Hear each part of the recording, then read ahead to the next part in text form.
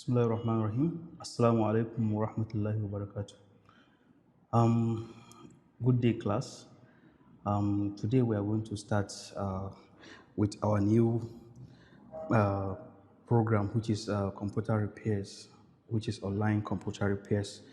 So, even though we have our Hausa class, those who belongs to the Hausa class can enter the Hausa class group so that they can be able to understand some of the meanings of the things that I have been explaining. So let's begin. I don't want to waste much time. We're going to be hurrying so that we shouldn't waste much time in our class. So let me open this folder, which is repairs online class. So here we have beginner chip level repairs. Then we have advanced chip level repairs. So under beginner, we have a module by module. We have module 1 to 4. So we're going to start with module 1. So let me open the folder in module 1. So this is module 1. Under module 1, I'm going to start with a topic, electrostatic discharge. So let me open this PDF file. So what is electrostatic discharge? So before maybe explaining much on it, I would like to say some things or maybe explain some things so that you can be able to understand what I mean by electrostatic discharge. So have you ever walked, okay, how much is much? Have you ever walked across a carpet on a dry winter day, touched somebody and had the snap of electricity as a small blue spark jumped from your fingerprint to the edge of your victim's ear?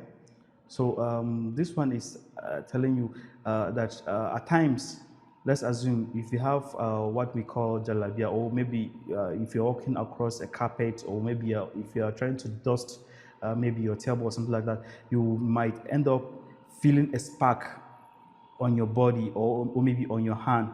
At the end of the day, you might even hear the spark, or maybe you can even see the spark with your eyes. So if the discharge was felt, as in if you feel that spark on you, you probably have let's say produce about 2000 volts. Sorry for my voice because I'm having catarrh.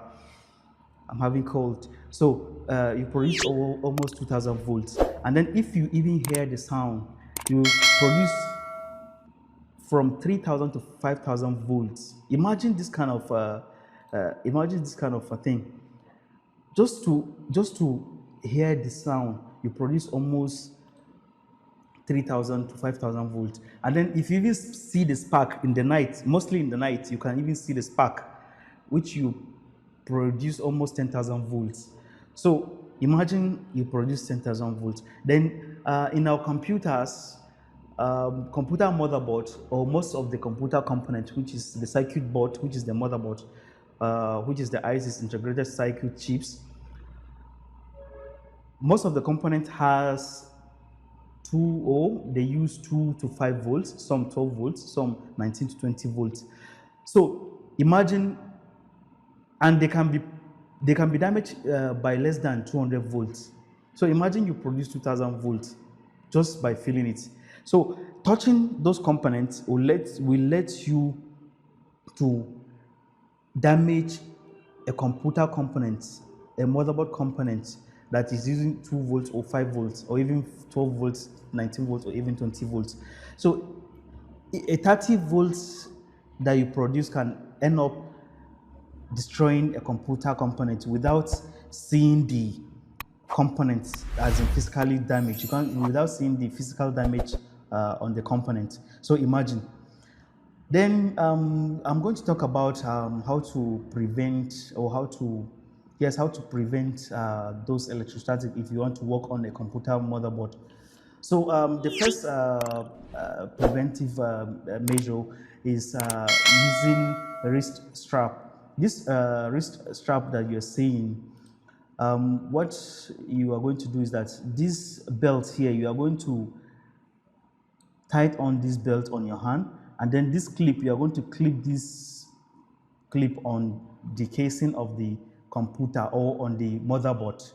So once you clip it, let's assume this is the edge of your casing or maybe the edge of your motherboard. You just clip this here. Once you clip it, it's going to protect the component from being damaged by electrostatic that you may end up producing.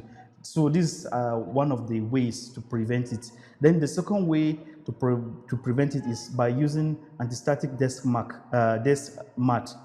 So this one also has a belt which you are going to put the belt on your hand. Then this cable here, this wire here, it has the mouth of the cable or the extreme end. You are going to tie it, or maybe you're going to solder it at the edge of your casing, or maybe on the motherboard, on the negative part of the motherboard. So which will also prevent you from producing electrostatic, which will even destroy the motherboard. So you are going to place your motherboard on this mat. They call it taburma in Hausa. So you are going to place it here and work on it, which will help you prevent the electrostatic. So the next thing is the traditional method. The traditional method is by placing your hand across a wood that is not painted for about 2 minutes to discharge electrostatic from your hand. So let's assume you are going to find a wood and place your hand on the wood. You are going to find a wood that doesn't have paint, as in that is not painted. So you are going to place your hand on the wood and hold it for about 2 minutes. It will help you discharge those electrostatics so that it won't destroy your components. So after that, you can be able to touch your component, that's your motherboard. Then the other traditional methods we have is that if you are working on a computer desktop, you are going to place your hand on the inside of the casing, or maybe at the back of the casing where it is not painted, because at times, most of the times, as in the cover, the casing, you will see that it's painted. So once you open it, you're going to place your hand inside the casing where it is not painted. So that will also help you discharge those electrons so that it won't damage your motherboard. So this is all about this topic. So if you have any questions, you can ask me.